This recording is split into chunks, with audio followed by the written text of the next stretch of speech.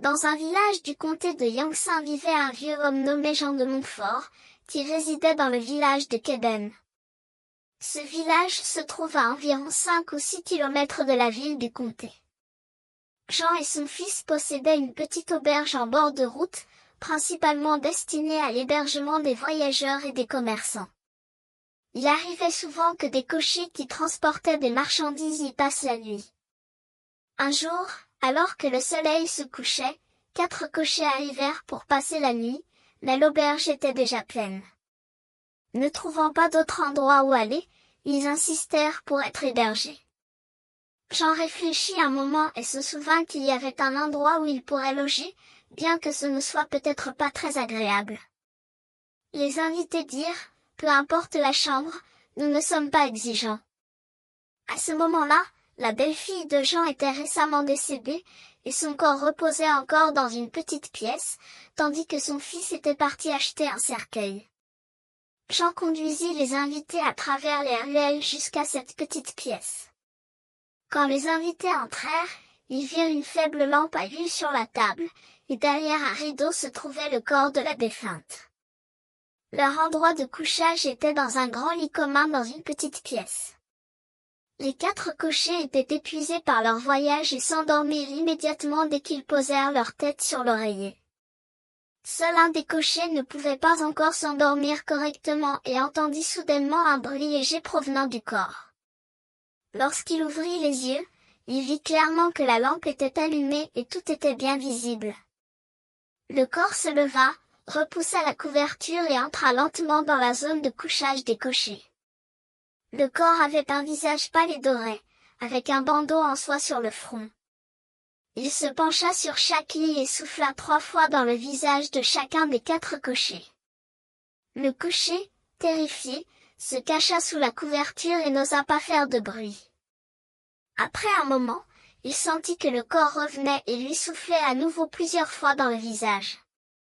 Lorsqu'il crut que le corps était sorti de la pièce, il regarda discrètement et vit que le corps était de nouveau allongé à sa place. Le cocher était extrêmement effrayé et essaya désespérément de réveiller les autres 3 cochers, mais ils ne bougeaient pas. Il pensa qu'il valait mieux s'habiller et fuir. Alors qu'il se préparait à mettre ses vêtements, il entendit à nouveau le bruit de frottement. Il se recroquevilla rapidement sous la couverture, sentant que le corps revenait encore et soufflait plusieurs fois sur lui avant de partir. Après un moment, il entendit que le corps se recouchait. Il se vêtit lentement, se leva et courut pieds nus vers l'extérieur. Au moment où le corps se leva pour le suivre, le cocher avait déjà ouvert la porte et était sorti, tandis que le corps le poursuivait. Le cocher criait désespérément, mais personne dans le village ne l'entendit. Il hésita à frapper à la porte de l'auberge, craignant d'être rattrapé par le corps, et continua à courir vers la ville du comté. Lorsqu'il atteignit la banlieue et aperçut un temple avec le bruit des tambours en bois, il frappa à la porte du temple avec empressement. Les moines, surpris par la situation étrange, ne voulaient pas ouvrir la porte immédiatement. Lorsque le cocher se retourna, il vit que le corps était presque à portée de main, à seulement un pied de distance. Il trouva un grand peuplier blanc et se cacha derrière. Le corps venait de droite, il se déplaça à gauche, venant de gauche, il se déplaça à droite, et le corps devenait de plus en plus furieux. Les 2 parties étaient épuisées et en sueur. Soudain, le corps s'arrêta, et le cocher, essoufflé, se cacha derrière l'arbre. Le corps tenta alors de saisir le cocher à travers l'arbre avec ses 2 bras, ce qui fit tomber le cocher par terre de terreur. Le corps ne réussit pas à attraper le cocher et resta figé en tenant l'arbre. Les moines, n'entendant plus de bruit, sortirent enfin du temple. En voyant le cocher allongé sur le sol, ils le mirent à la lumière d'une lampe et constatèrent qu'il était déjà mort.